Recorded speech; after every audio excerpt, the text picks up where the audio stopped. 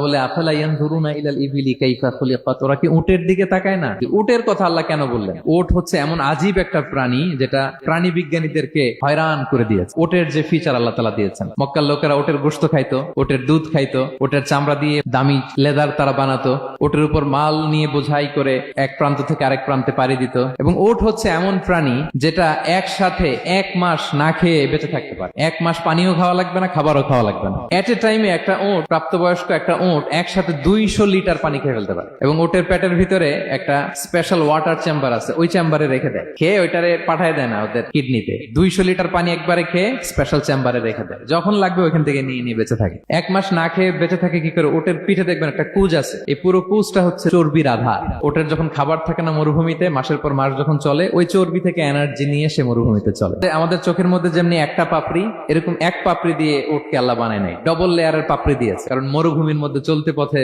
লু হাওয়া থাকবে, মরুভূমির সাইমুম, বালুর ঝড়, এই ঝড় মোকাবেলার জন্য, লু হাওয়া মোকাবেলার জন্য ডবল লেয়ারের চোখের পর্দা। একটা পর্দা ফেলে রাখে আর একটা খুলে সে হাঁটতে থাকে, তার কিছুই হয় না। সুবহানাল্লাহ। এবং মরুভূমির মধ্যে যে ক্যাকটাস আছে, গুলমলতা, বড় বড় কাঁটা জাতীয় গাছ, যেই কাঁটা পৃথিবীর কোনো প্রাণী খেতে পারবে না, কিন্তু একটা উট অনায়াসে খেয়ে ফেলতে পারে।